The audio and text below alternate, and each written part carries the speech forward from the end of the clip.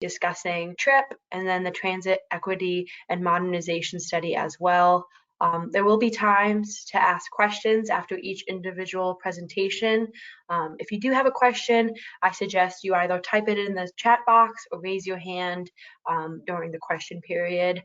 I think we're all set to go, Haley. If you want to go live, we can just get the ball rolling.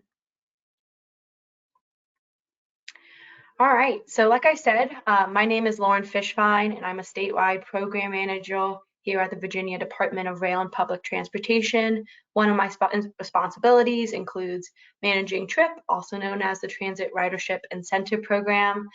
Today we'll be having an informational webinar where I'll discuss at a high level some of the program details, eligibility criteria, and evaluation criteria.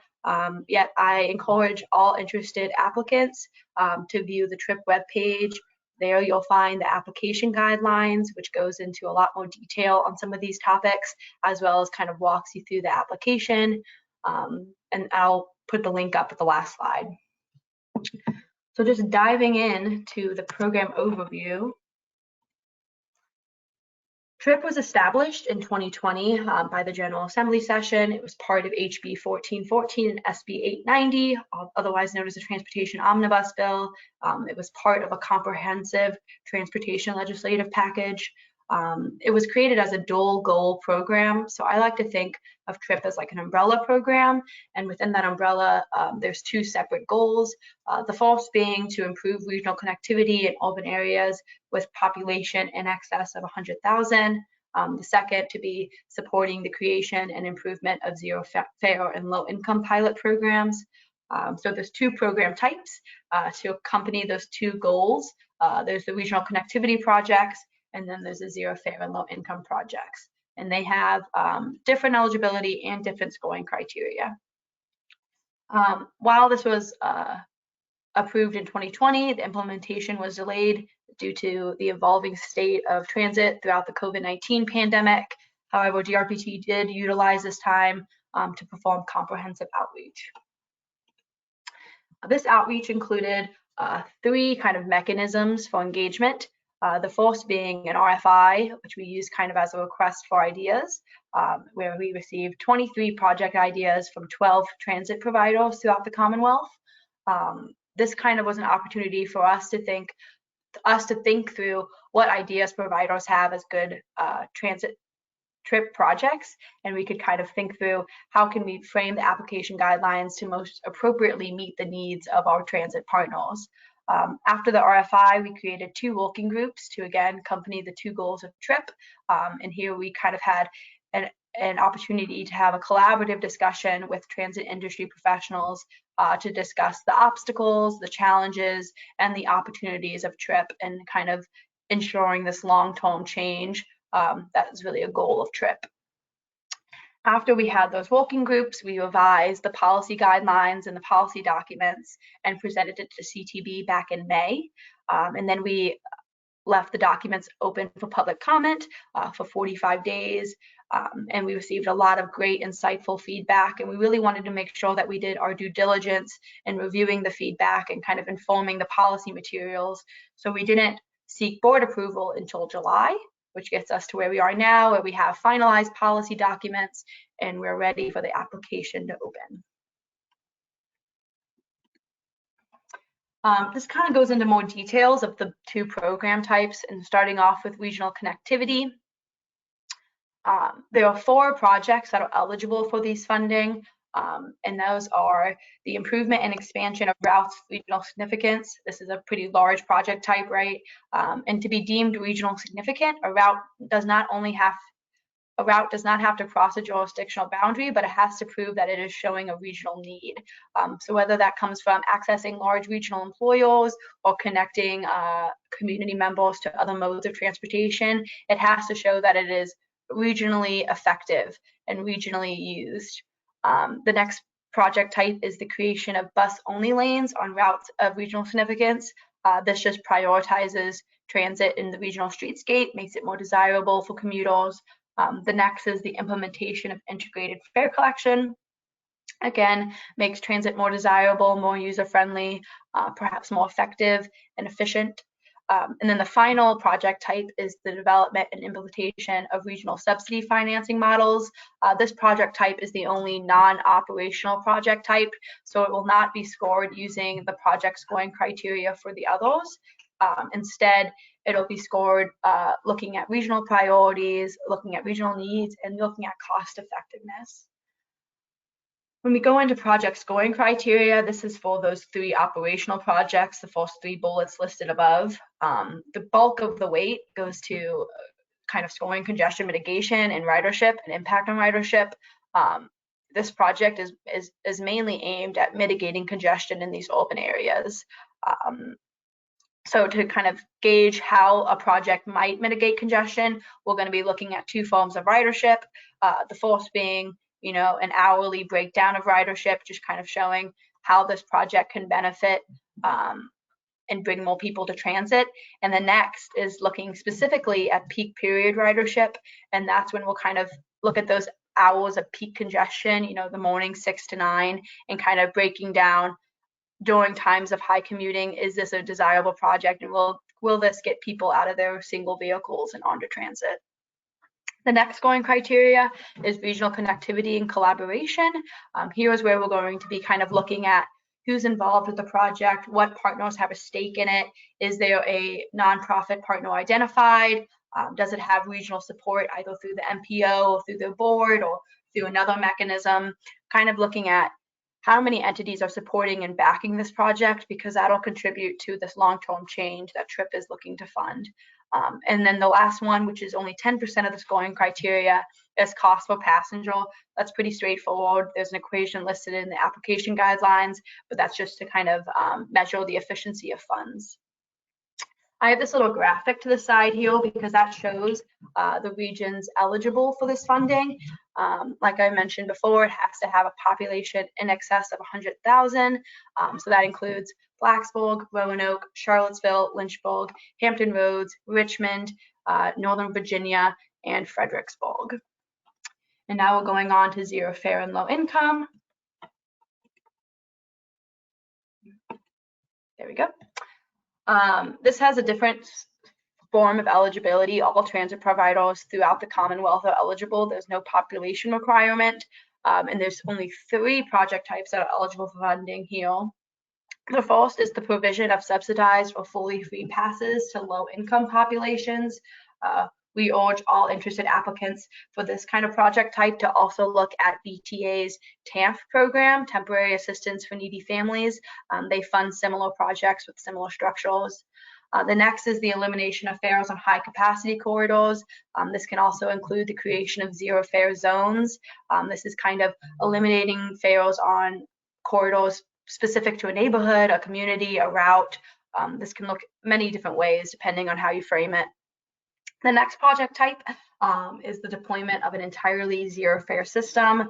This is where you find those projects that are going zero fare for all routes, all services, really kind of committing to that zero fare structure.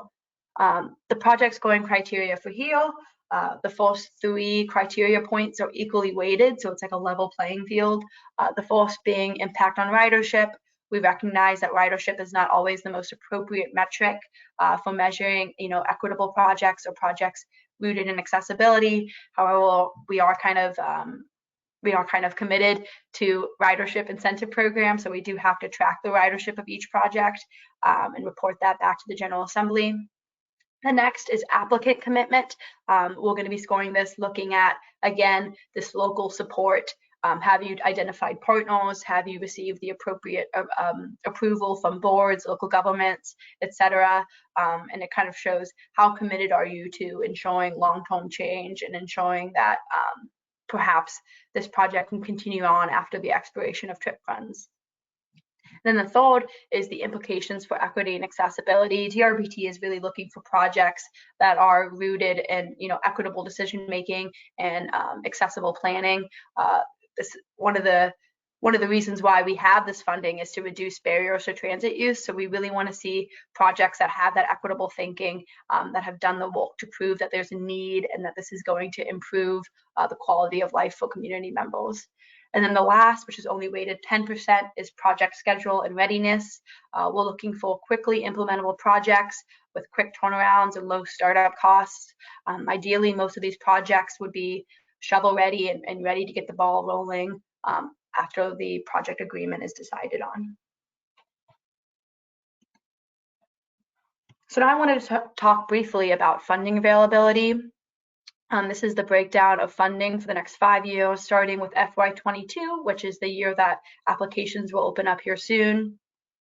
It's important to note that FY22 includes $10 million in 2021 Transportation Initiative funding, and that is solely dedicated for zero fare pilots. So if you look at the chart above, you can see that while we have more funds for zero fare this year, it does plummet after this year, and it goes down to only being able to use up to 25% of TRIP funds for zero fare projects. So we're kind of while this year we have more availability of funds for zero fare, that's going to shift for years to come. For regional connectivity projects, it's important to note that each region that was listed in that figure 2 slides ago must receive their proportional share on a 5-year rolling average. So regions won't be competing against each other for the same pot. It's already determined how much funds each region's getting. It'll just be regionally competitive. And proportional shares are drafted right now, but they will be revisited when the 2020 census data is released. Excuse me. So right now, we are currently looking at numbers, but we know that it's going to be changed when the 2020 census data is released, and we will publish that as soon as it's available to us. So this is kind of example of funding durations. Maximum state funding participation is 80% of eligible costs in any given year. It is anticipated that the state share will reduce as local commitment increases. These are mainly a visual component, the 2 bar graphs above, but it kind of shows you that state commitment will go down and local commitment will increase. Regional connectivity funds are available for up to 5 years, and zero fare and low income funding is available for up to 3 years. You'll notice on this bar graph that there's a 4th year that is 100% local commitment. It is anticipated that projects will be, brainstorming ways to ensure the 4th year of operations without state funding. DRPT will be involved in an advisory role and help you monitor the project success. However, that 4th year will be funded all through local commitment. And that gets us through that applicant commitment that I discussed in scoring criteria. How can localities really ensure the long-term change and the long-term benefits derived from TRIP funds? So funding shares, while this is an example, we will define our funding durations in the multi-year project agreements. We'll work with selected grantees to find a funding mechanism that works for them. And projects may be eligible for continuation upon expiration of the initial pilot. These decisions will be made based on the availability of funding and project performance. So there is an opportunity for projects to receive more than these established years of funding. It'll just depend on how many funds are available and how successful the project was. So now we're shifting gears a little bit away from the program itself and into the application. We will be using Olga to gather these applications, and I've kind of walked through a step-by-step guide to access the MidCycle grant applications. If you visit DRPT's online grant administration site, also known as Olga, you can log in using your agency credentials. Then you'll get to the main menu navigation page where you can scroll to grant applications and access the drop-down menu where you will see MidCycle grant applications. Once you've clicked that, you'll be brought to a new page where you can enter create new, and you can kind of create a new application, and then it'll bring you to another new page where you can kind of insert basic contact information. The application for the MidCycle grants are pretty standard. It's not a lot of detail. So most of the actual project information will be attached in the form of attachments. But here, make sure you enter Transit Ridership Incentive Program, and then you insert the applying agency name. That way we can kind of decipher applications from others. And again, I encourage all interested grantees to refer to the TRIP application guidelines to complete this Olga application. There's a lot of information there regarding eligibility, regarding those attachments, things like that I think will be really helpful to create a ready-to-go application The following attachments are required: a fillable PDF application. There's a separate PDF application for each program type, so you'll find a zero fare and low income program application and a regional connectivity program application. Those will be listed on the TRIP webpage once application opens. You also need to include ridership reports. For just depending on which program type you're applying for will kind of determine how much information you need to include in those ridership reports. All in all, a good rule of thumb is to include, all the relevant information that you can, and we can determine its relevancy. Also, it is encouraged to attach any relevant planning or local documents you may have that kind of point to this need. In our discussions where we kind of thought through what's an ideal TRIP project, we wanted a project that was already determined to be a need through some kind of planning process, so we could show that it's not kind of operating in a vacuum. However, it's been a goal, it's been an idea, it's really been thought through and fleshed out. Also, applicants have the opportunity to submit letters of support if applicable here. That can be through their MPO, their board.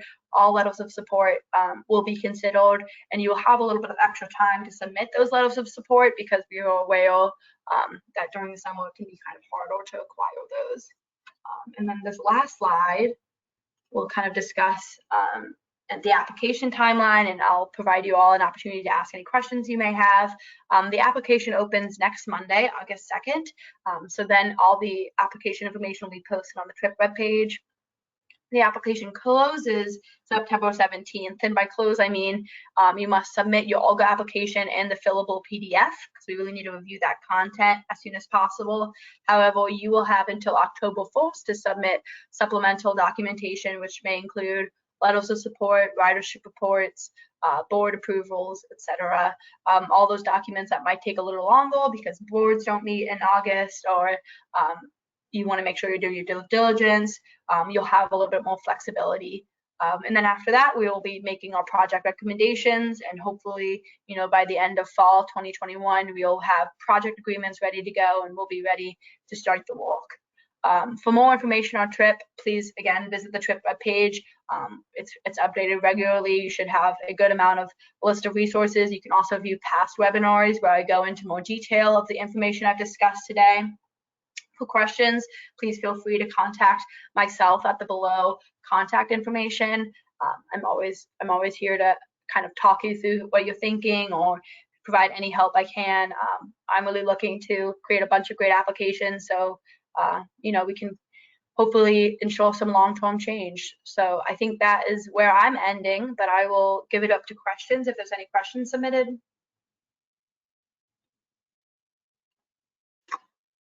We do not have any questions submitted at this time, but if anyone has a question, please raise your hand in the attendee panel, or you can type in your question in the question box.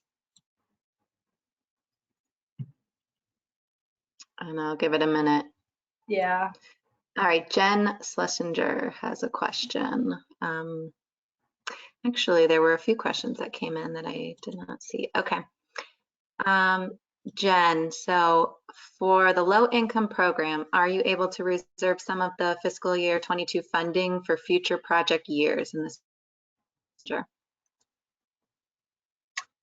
I do not believe so. I think Jen's on the line. If she wants to chime in, she can, but it's my understanding that we are going to try to commit as much as funding for the FY21. I mean, we do have the flexibility, FY22, we do have the flexibility to make those decisions, but I think it's the goal of us to exhaust those funds in FY22, and because that's going to be what we imagine to be the most expensive year, that first year of funding. So I think the plan is to use all of those funds in FY22.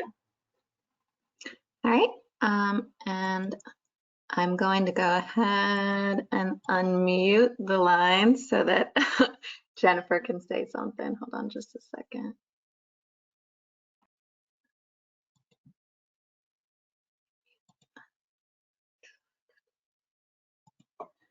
All right, Jen, you should be able to unmute yourself now. I believe you're unmute. You are self-muted.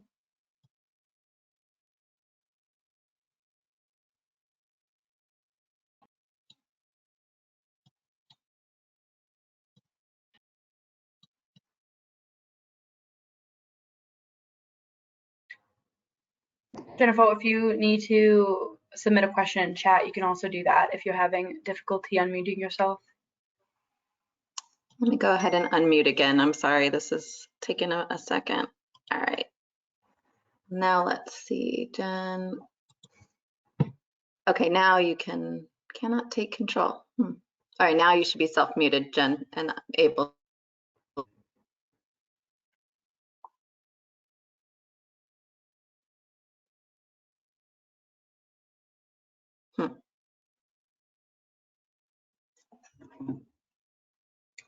The anticipation. I'm sorry, I don't know what's going on here. Let me just unmute one more time. So on my end, it's showing that Jen is.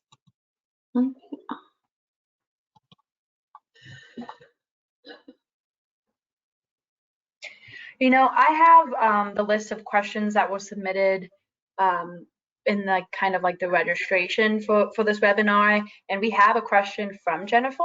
It was what changed between the old and new policy guidance. Not sure if that's a question, but I can expand on that. We did change, you know, a few key components. One was providing more flexibility to the funding compositions. We heard from agencies that, you know, may have received federal relief dollars or have a different kind of more complex funding composition that they might need some added flexibility, and we wanted to build that in. So that's why I kind of presented our funding mechanisms today as an example. It's not rigid. We are looking to kind of work with those grantees specifically to find a funding composition that works both for the state and for the local party. Another thing that we kind of reviewed and thought through was if a regional route had to cross a jurisdictional boundary to be deemed as regionally significant, and we determined that while it may be preferenced, it does not necessarily have to cross a jurisdictional boundary. If a route solves a regional significance and, you know, meets regional needs, it can be considered regionally significant. It's just kind of, if you look at the detailed scoring evaluation and application guidelines, you can see the breakdown of points.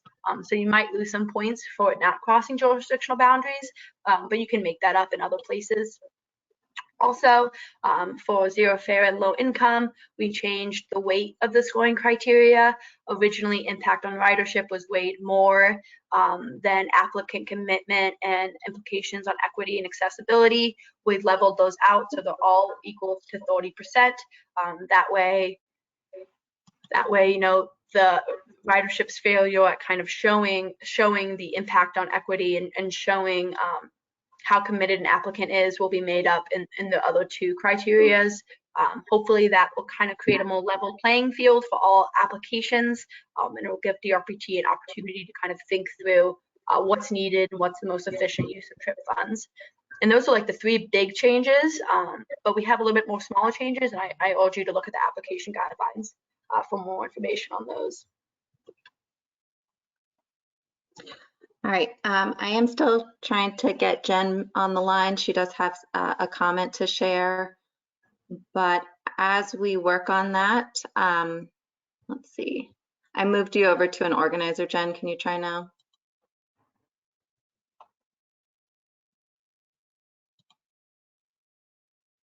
Haley. Yes, we can hear you. Yes. Yay, I switched over to the phone. I just wanted to go back to the question about how we're going to allocate the FY22, the $10 million for zero fare projects. Lauren's right, we intend to award all of that in this application cycle, but we are looking to spread that out over multi-year awards.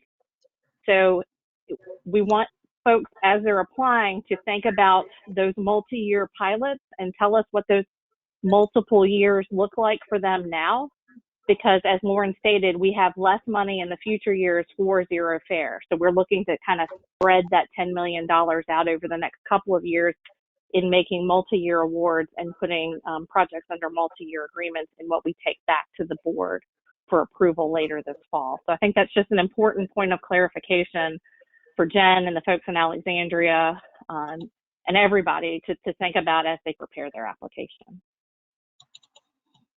All right, we've had quite a few questions come in the interim. Let's see. So Evan Davis, who has actually left, had a question. Should applicants indicate scalable options in their applications for zero fare? For example, multiple funding options depending on availability of funds. Should the applicants present multiple step-down percentages options? Sorry. I mean, I think that for the application itself, you're not going to have to provide too much detail on the specific step down. I think if there is flexibility with how much funding you'll be able to give to it, I think you should, provide detail on that. I'm one to think that, the RFI does kind of have page limits, so you're going to have to be considerate of that.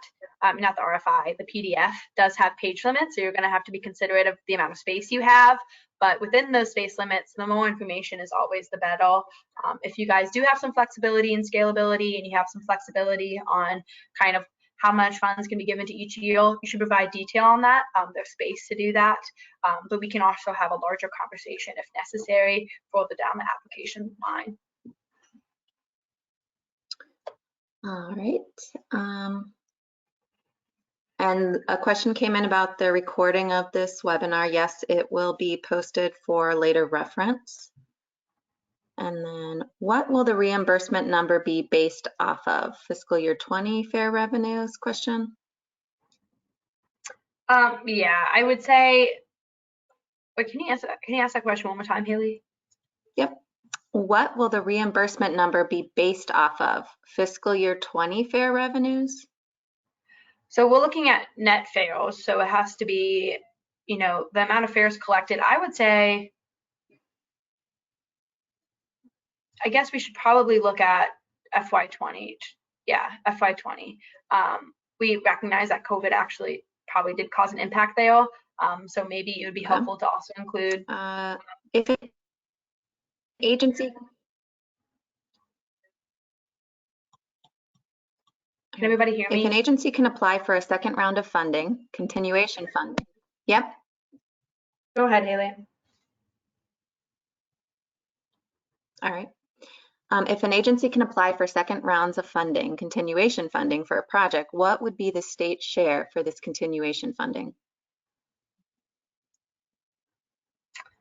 I would say it would probably be the same as this. It would be them reapplying for the project extension, so it would still probably be, I mean, I think there's some flexibility in determining that, but I think we're looking, it would be at most 80%. Realistically, there should already be a step down, so we're probably looking at something that's lesser than the last year of funding.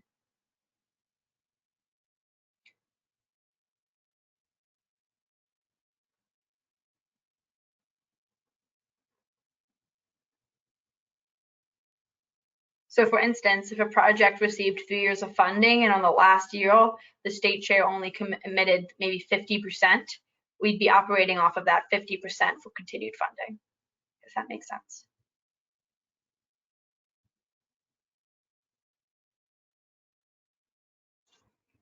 Is there any more questions, Haley?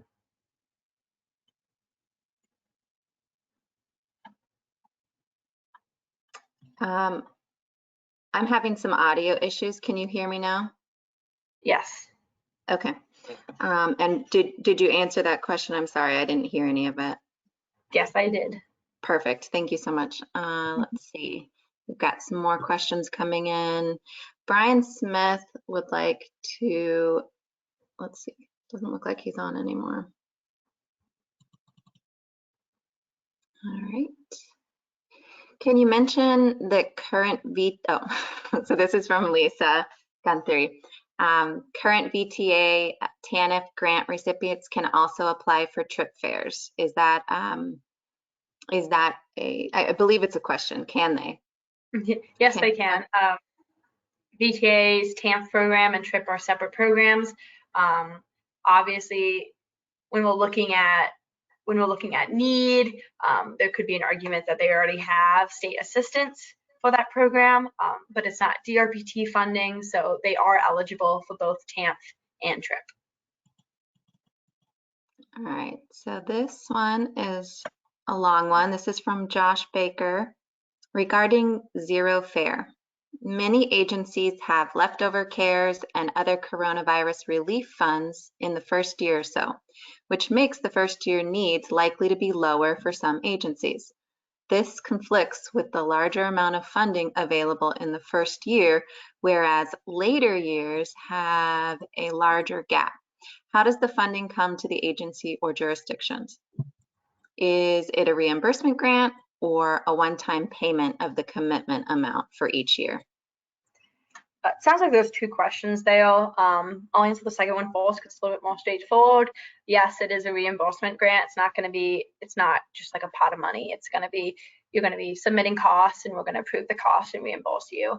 I will say, to answer your question about that first year of having federal relief dollars, DRPT is aware and cognizant of how leftover federal relief dollars might impact those that have already committed to zero fare operations, regardless of TRIP funding. And we do want to be intentful by not, kind of jeopardizing that project success because of a rigid funding composition.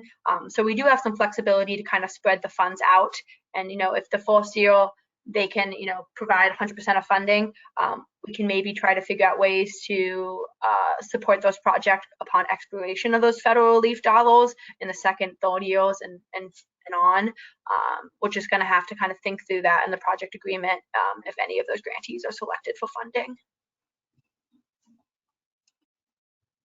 All right. It sounds like we've got a statement from a concerned citizen in Cape Charles. Our railroad was intentionally destroyed by our commission. We want to keep it and revitalize it for multi-use on the shore, moving our poorer communities to and from job protection. So protection of the bay ecosystems, reducing trucking on Route 13. Let's see, establishing. We will, I think that we will circle back with you, John, on this question and comment. All right, another question. This is from Natoya Nelson. Reapplication would only need to take place after 3 years. You have the option to determine how many years of funding you'd like, but you would only, if you say 3 years, then the continuation of support would start after that 3-year mark. Yes. All right, and our final question. Bay Transit stopped collecting fares early last year due to COVID. If we base our grant application on 2020 revenue, it will not be close to the farebox revenue we had in 2019. Yeah, DRPT has the ability to look at, past years of fare revenue. We have 2019 numbers. We'll be able to kind of cognitively look at that and make those same conclusions. All right, anyone else have any questions for Lauren before we move on to Grant's presentation? Thank you, John, for sharing your info. We will circle back with you on that. All right, well, thank you everybody for all of your insightful questions. If you have any follow-up comments, again, my email information is listed below. And now I'll hand it off to Grant to start the transit and equity modernization piece. All right, thank you, Lauren, and good morning, everyone. My name is Grant Sparks, and I'm the Director of Transit Planning for DRPT based here in Richmond. Today, I will be providing you with an overview of an important statewide study that we're conducting that will inform state policies and funding programs for transit, that being the Virginia Transit Equity and Modernization Study. So unfortunately, I don't have a new funding program to announce like Lauren did on the TRIP program, but this study will impact our various programs as it will shed light on the various needs from you, our transit agencies, and transit riders in the Commonwealth. And it will develop a set of recommendations for how DRPT and our various partners may be able to address those needs. And I think this was a question that was asked under the TRIP program, but I did want to just confirm that this webinar is being recorded and it will be posted on our website soon after the webinar completes. So if any of your colleagues missed the webinar, please let them know that they can review the recording once it's posted. Next slide, Lauren. So before I dive in, just a quick outline of what I'll be covering today. I'll start with an overview of the study and the background behind its creation. Next, I'll walk you through the study development process as it stands right now, which includes a number of opportunities for transit agencies, riders, stakeholders, and other partners to engage in the study and offer input. After the study development process, I'll quickly expand on some of the topics that we'll be covering in this study and some of the questions that we'll be looking to answer. And then at the very end, I have a call to action where we have a couple of urgent requests for data and information that we need to collect from all of our transit agencies. And then hopefully we have some time at the tail end for questions. Next slide. So without further ado, the big question, how did we get here and what is this study all about? So some of you might be aware that during the 2021 General Assembly session, House Joint Resolution 542 was created with a wide range of support from interest groups. And this legislation requires DRPT to complete a needs assessment that focuses on the equitable delivery of transit services and the modernization of transit in Virginia. HJ 542 specifically calls out that there must be an emphasis placed on looking at transit services and engagement opportunities for underserved and underrepresented communities. Next slide. So if you read the legislation, it is obviously publicly available.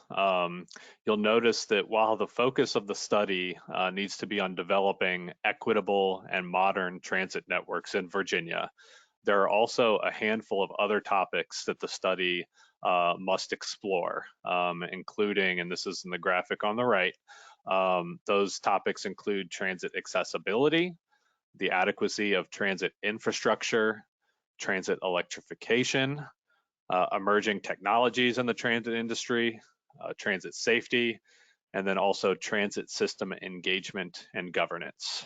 And then as for the key deadlines mentioned in the legislation, DRPT must submit an interim study report to the General Assembly this December, and a final report will be submitted to them next summer in August. Considering the number of topics covered and the high expectations for this study, the timeline to complete everything is pretty aggressive, which means that we will be quickly ramping up our efforts over the coming weeks. So expect to see some emails coming in with some more information. And I should also mention that we'd like for every transit agency to identify 1 or 2 points of contact for this study.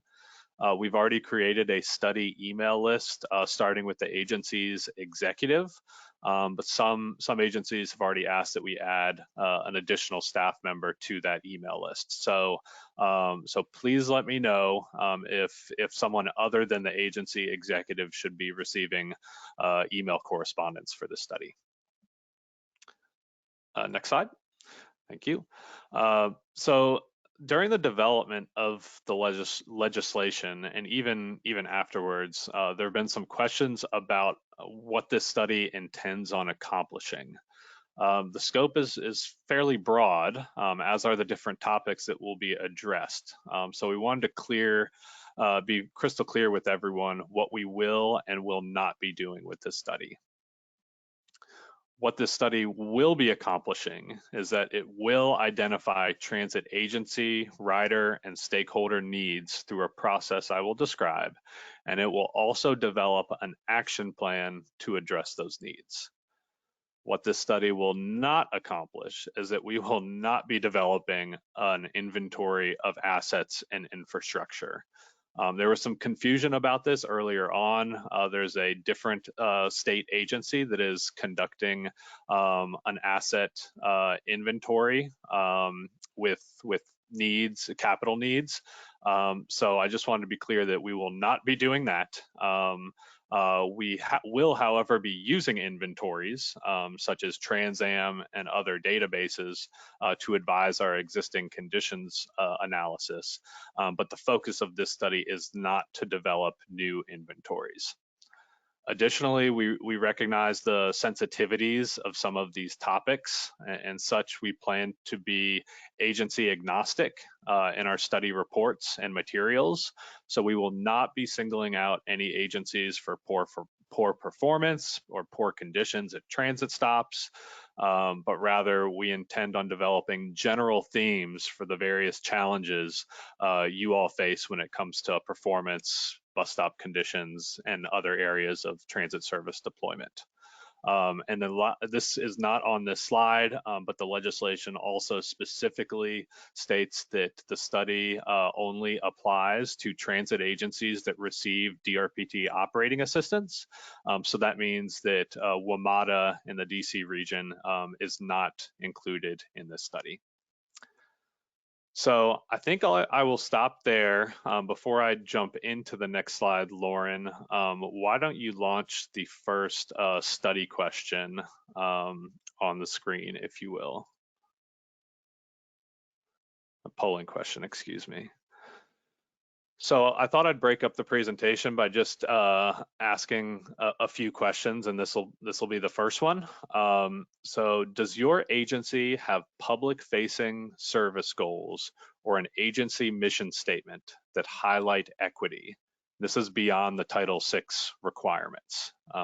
Just answer yes or no, and I'll give you just a few seconds, I guess, to select one or the other.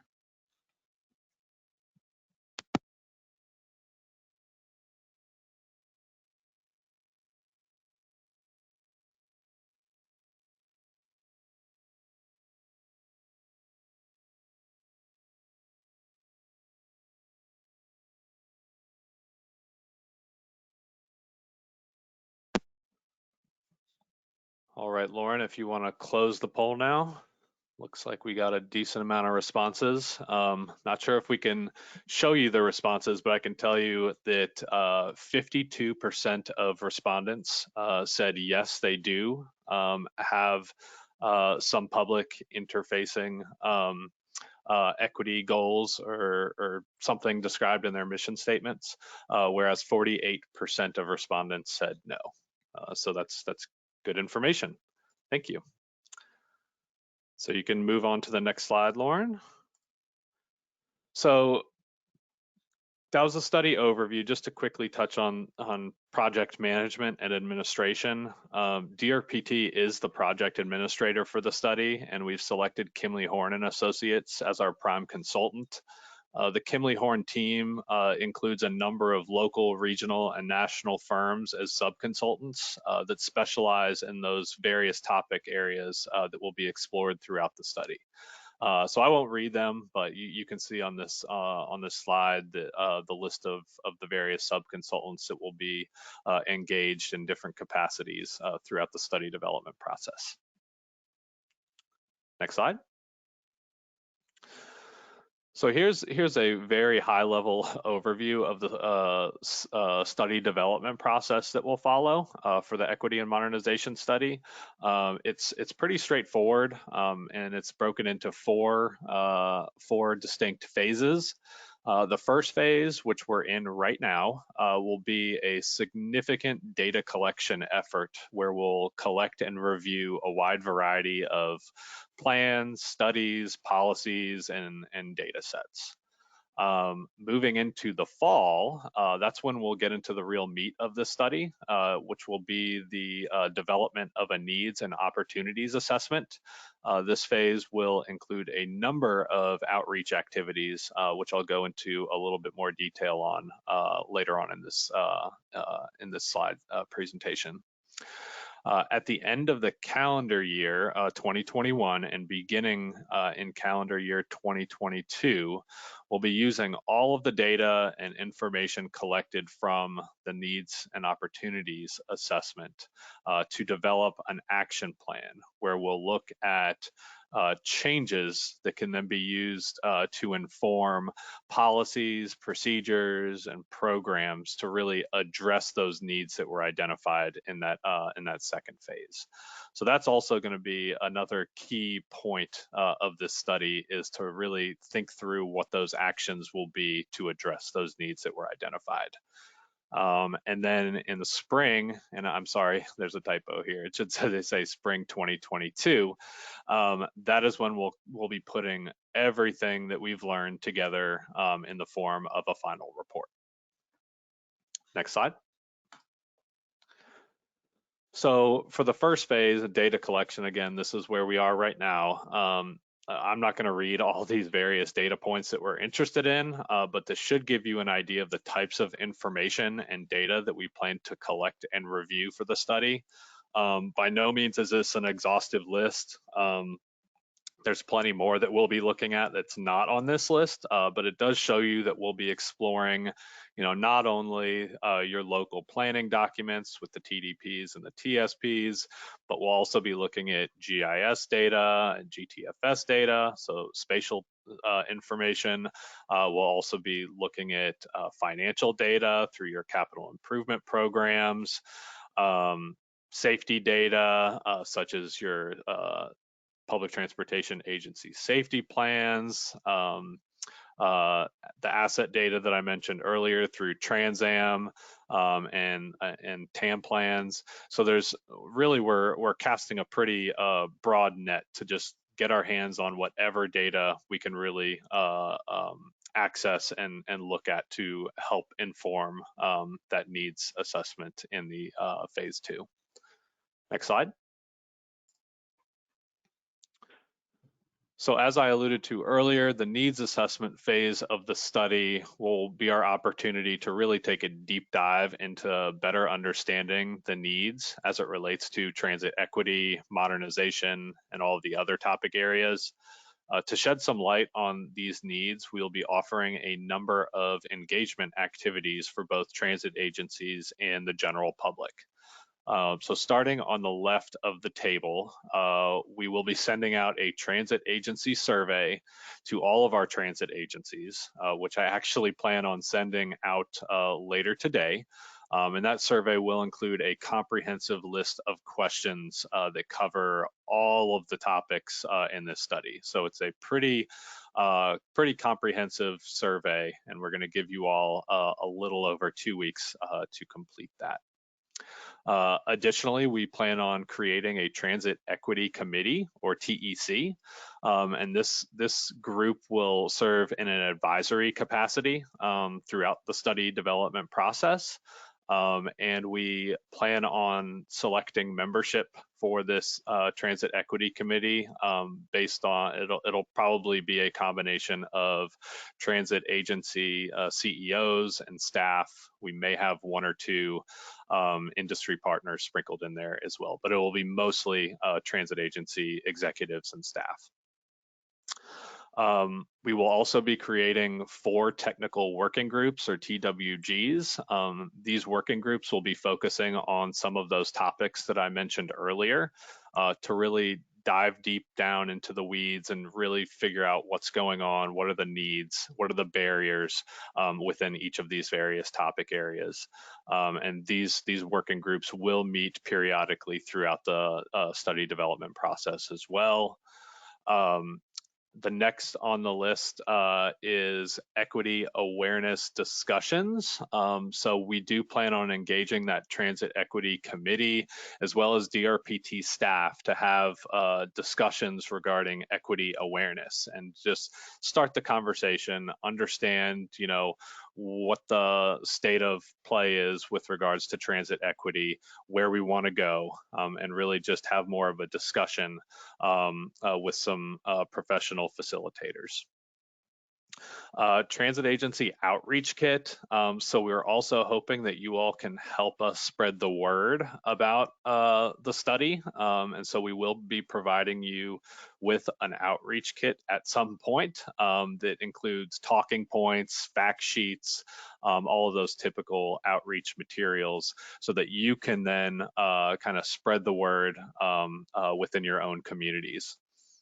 And then last on the left side, we also plan on conducting one-on-one transit agency interviews with many of you, just to get that firsthand account as to what your needs are. And then for the public engagement activities on the right side, we're gonna obviously have a study website. This website will include interactive story maps, short videos, and rider testimonials, and a bunch of study materials. We will also be conducting periodic stakeholder meetings with interest groups. We'll be hosting a virtual transit equity and modernization forum. This will be kind of like a splash event, open to the general public to raise awareness of transit equity and transit modernization.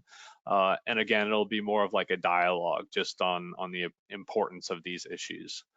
We also plan on creating a handful of transit rider focus groups so we can capture that firsthand account from the users of transit themselves.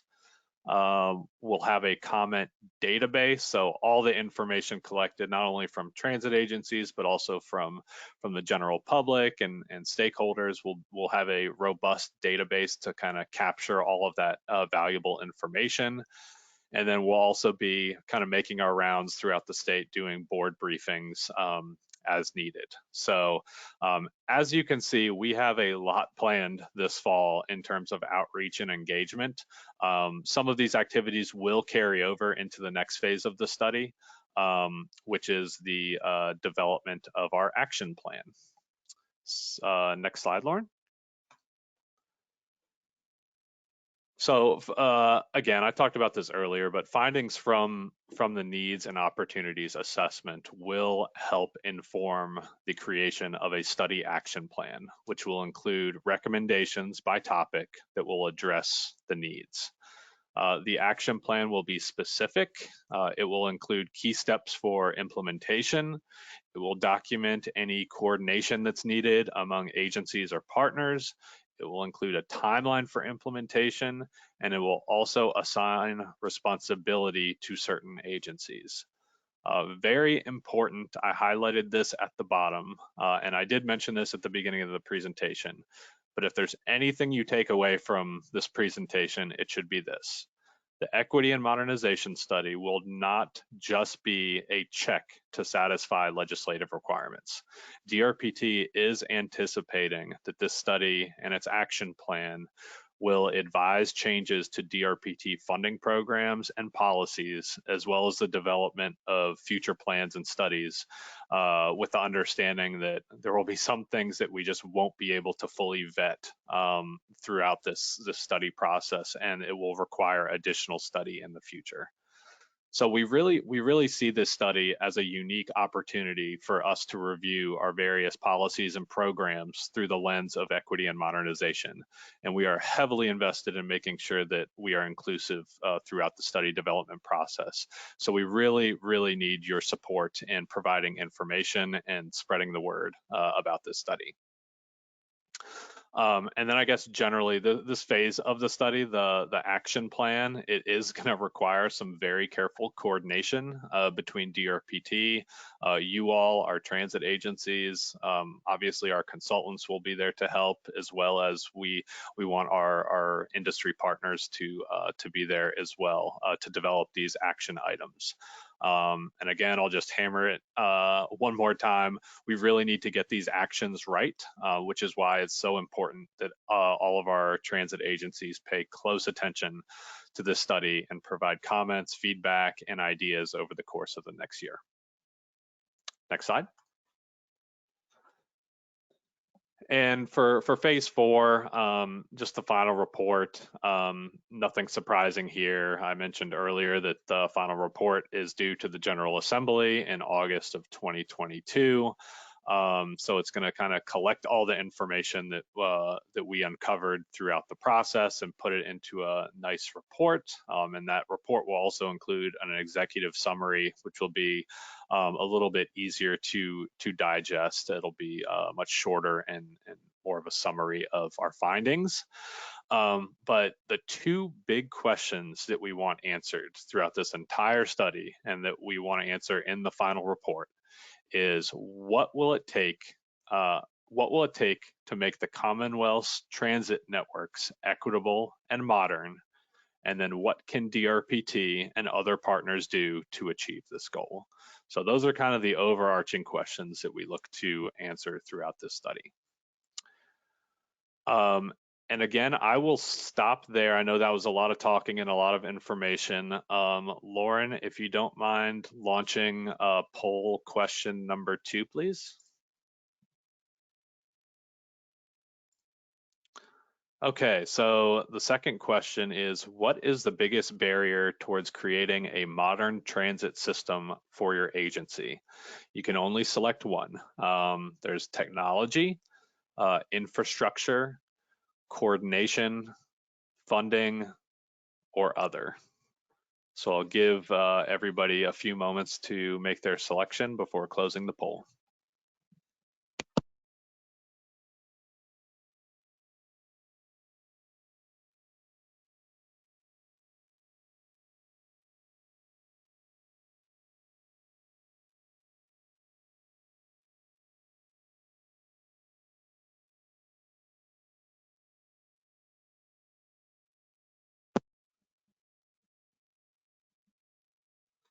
All right, Lauren, if you could close the polling. So it looks like there was an overwhelming response for funding, which is not surprising. 50% of respondents identified funding as the biggest constraint for modernization. 18% of respondents mentioned infrastructure as the biggest barrier. 12% mentioned just the technology itself. 12% of respondents also mentioned coordination as being the biggest barrier to modernize, and then 9% selected other. So a pretty good mix. Funding was obviously the most popular selection there. Good. So wrapping up here, I talked about the study development process, but I also wanted to spend just a few minutes talking about some of these topics that we will be looking at throughout the study. So I showed this earlier, but in addition to just equity and modernization, the legislation calls out 6 specific topics that need to be studied. And we've merged a couple of them to create 4 technical working groups that will explore the needs and identify potential actions. So those 4 groups include the Accessibility and Adequacy of Infrastructure group, the Emerging Technologies and Electrification group, the Transit Safety group, and the System Engagement and Governance group. Next slide.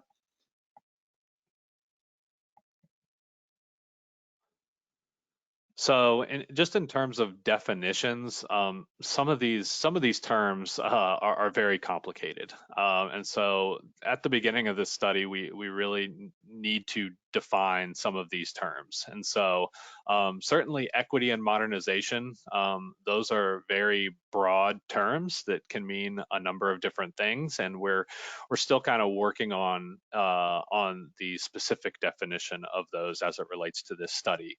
But we have done some defining of terms as it relates to these 6 topic areas. So for transit accessibility, what we mean by that is the ability to reach goods, services, jobs, and activities using transit. And then the adequacy of transit infrastructure, it's the conditions of existing transit infrastructure and needs for bringing them to an acceptable minimum standard. So this is going to include not only transit vehicles and facilities, but also bus stops and the like. So there are a number of questions that we're going to be looking to answer with really all of these topics, but kind of to give you an idea of the types of questions that we're looking for to answer. Why are bus stop or why do some bus stops not have the minimum ADA requirements like sidewalk connections? There's a complicated answer to that. I know just doing transit service planning at the local level, every bus stop has its own story, and there are a number of challenges with making all bus stops ADA accessible. Obviously, funding is a giant barrier there, and we can identify those funding constraints. But also, we want to know what are the other barriers? Is there a coordination issue between the local DOT or VDOT or the MPO? What are the other challenges in addition to funding there? Also, are these barriers consistent region by region and community by community, or are they isolated? We want to explore that as well. As for accessibility, types of questions that we'll be looking at, does the statewide supply of transit service meet that demand? And if not, why? And what will it take to meet that demand? So these are broad questions, and some of them are going to be more specific, but we're really going to be looking at a number of different aspects of these various topics. Next slide. In terms of definition for emerging technology, so what we mean here is the deployment of innovative transit technologies and services. And we're going to be doing some additional defining of what innovative transit technologies means, because that could mean something very different for more of a rural area compared to a large urban area. So we'll be doing some more defining of that. And then for transit electrification, we've also had a discussion internally about, are we focusing just on battery electric buses, or are we also going to be including, more advanced or futuristic technologies like hydrogen fuel cell propulsion technology. And so I think where we landed very recently was that the focus of this study is going to be on battery electric conversion, but we will, at least at a very high level, explore hydrogen fuel cell as well. So in terms of, just questions that we'll be looking to answer for these topics, what technologies are our transit agencies currently using, and what are the barriers to deploying even newer and more advanced technologies? For electrification, there's really a big question here that we'll be looking at, and it's what will it take to fully electrify the statewide transit fleet? So thinking in terms of costs, utility upgrades, training, and other aspects of conversion to electric buses. I know there's a lot that goes into that. So we want to know what those barriers are. Next slide. So real quick, defining transit safety. We have defined it as the safety of all transit passengers and employees on transit vehicles and transit facilities and traveling to and from facilities. So when we were talking about transit safety from the get-go, we did want to make sure that it wasn't just focused on transit passengers, but also on our transit agency employees. Obviously, there has been a lot learned from COVID with regards to both rider and employee safety. So, types of questions that we may ask here are there practices and procedures that will carry over after the pandemic subsides? What are the big issues with respect to onboard safety on the vehicles as well as at transit stops and facilities? We want to learn more about those issues. And next slide. And then lastly, transit system engagement and governance. We've defined this as transit agency engagement with the public. So what do we mean by that, and what are we going to be looking at here? We want to know, things like how disadvantaged populations and underserved communities are represented, if at all, on transit advisory and/or governing boards for transit agencies. Also, how do transit agencies currently define these populations, and what engagement mechanisms work best for communicating with them? So that gives you a little bit of an idea of the various topic or the various questions that we will be looking to answer with that group as well. And again, just to clarify, those were just example questions. We are going to have a much longer list of questions as we get further into this study. So Lauren, if you could launch the third and final polling question, please. So I've gone through these different topic areas. So the third question is, which of the transit equity and modernization topic areas is of most importance to your agency? Transit accessibility, adequacy of transit infrastructure. These next two are merged. Transit electrification and implementation of emerging technology. Transit system engagement and governance, or transit safety. And I'll give everybody a few moments to make their selection.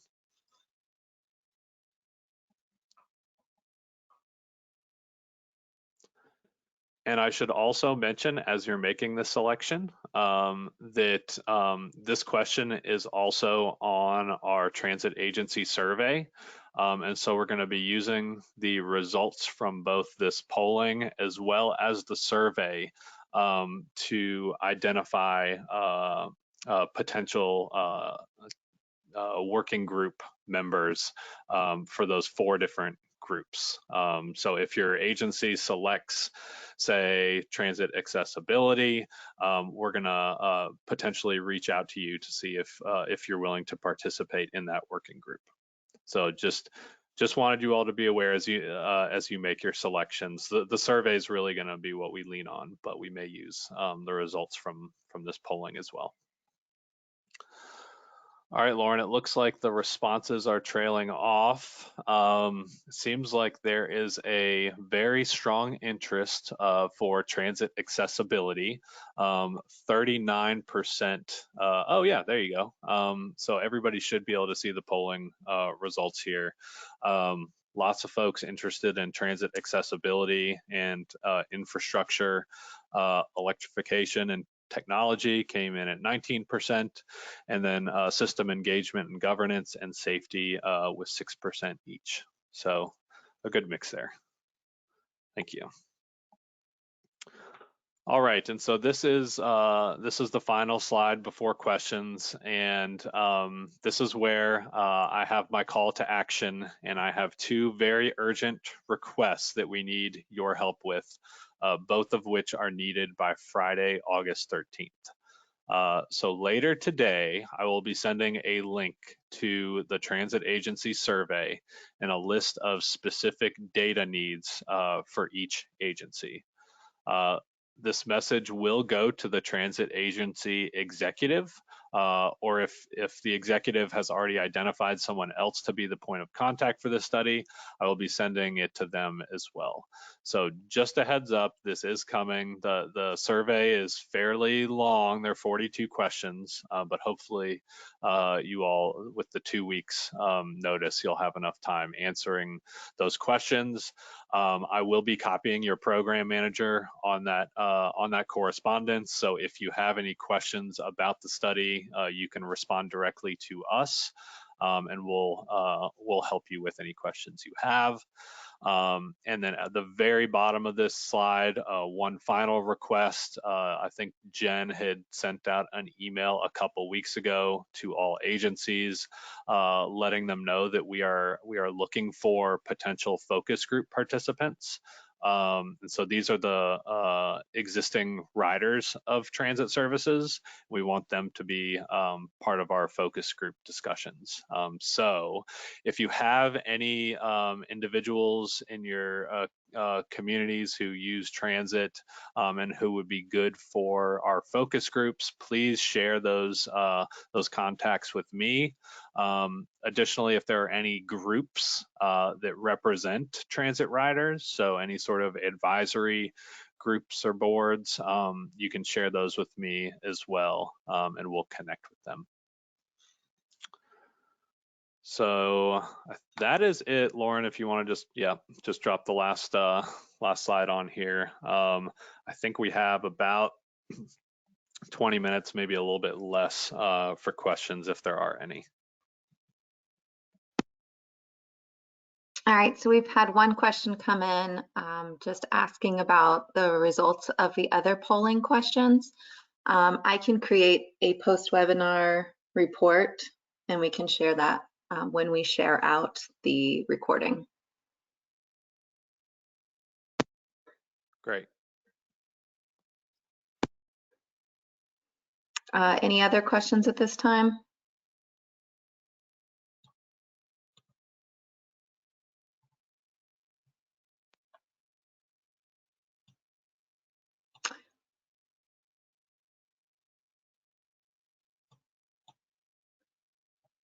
I'm not seeing any come through the chat.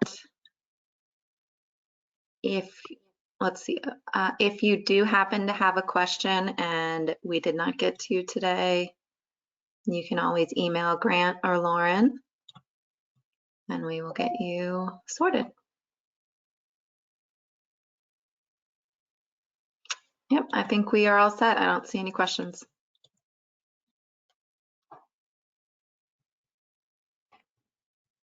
Thanks everybody for tuning in. Yes, thank you so much and have a great day.